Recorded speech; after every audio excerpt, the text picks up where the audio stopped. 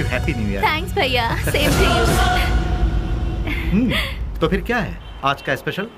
Special ये है कि मैं आपको आज आपके जीजू से मिलवाने वाली हूँ। मतलब मैं जिससे प्यार करती हूँ और जिससे शादी करना चाहती हूँ, उस इंसान से आपको मिलवाने जा रही हूँ। वाह, मुबारक हो, all the best. Thank you. At what time? शाम को घर में डिनर पर। ओके, आई विल बी भैया, थैंक्स, बाय। इन दोनों को क्या रिश्ता है? स्नेहा। हाँ? Once again, all the best. Happy New Year. Thank you भैया।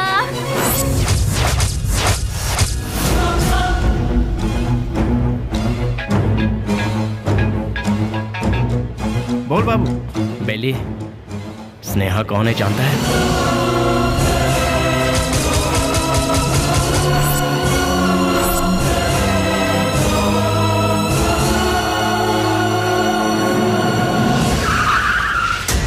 भैया, बुद्धा पार्क पता है ना? उसी के गेट के पास सभी खड़े हैं भाई।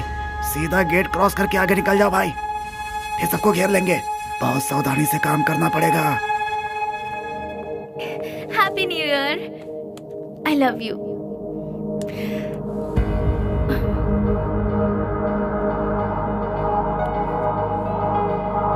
हे वशु, आज तुम्हारी इस उदासी की वजह? हाँ? एसीपी प्रदीप कुमार तुम्हारा भाई है क्या? तो ये है तुम्हारा प्रॉब्लम। तुम भी उनसे डरते हो क्या? हाँ, मैं प्रदीप कुमार की बहन हूँ, ये बात हमेशा से छिपाती आई हूँ, फिर भी पता चल ही जाता है। इसीलिए मैं उनके बारे में किसी को नहीं बताती। बट यू डोंट वरी, मैंने भैया को हमारे बारे में सब कुछ बता दिया है। क्या बताया? यही बताया कि मैं तुमसे प्यार करती हूँ, कि तुम्हारा नाम वशुराज है और तुम बास कंपनी में काम करते हो। हर महीने कम से कम 20 से 25 हजार कमा लेते हो। मुझे अच्छे से संभाल लोगे और मैं तुम्हारे साथ बहुत खुश रहूंगी। यही सब। तुम मेरे साथ कभी खुश नहीं रह सकती। मेरे साथ खुश रहने के ख्वाब छोड़ दो स्नेहा। मैंने आज तक किसी को धोखे में नहीं रखा।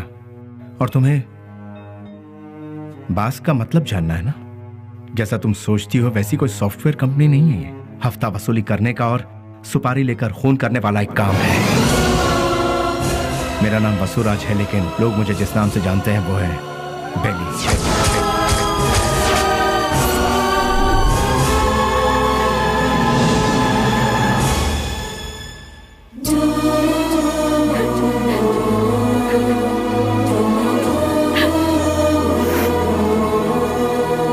प्यार किसी से होगा और शादी किसी और से होगी, ये मैंने सपने में भी नहीं सोचा था।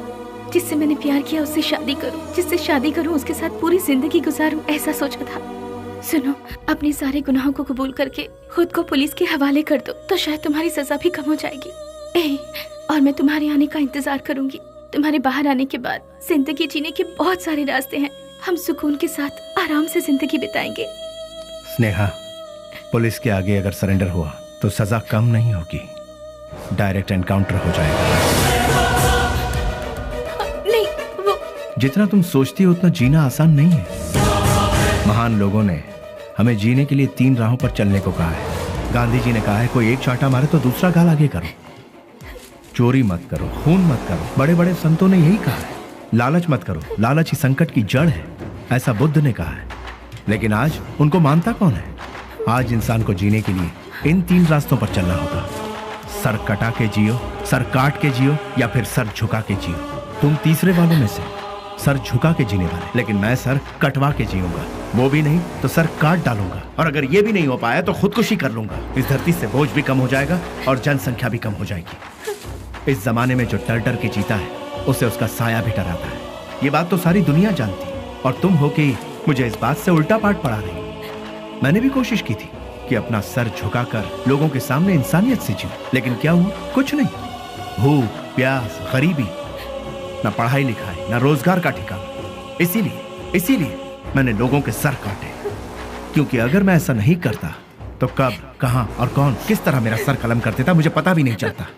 तुम्हारा भाई खुद मेरा इंतजार कर रहा है। एक मौका मिलने की देरी है, भून डालेगा वो मुझे। इसलिए मेरी बात मानो स्नेहा, मेरा सर नहीं बचने वाला है। सब कुछ भूल जाओ, तुम खुश रहोगी स्नेहा। नहीं स्नेहा, मेरी बात तो सुनो वशु। स्नेहा, मेरी बात को समझने की कोशिश करो।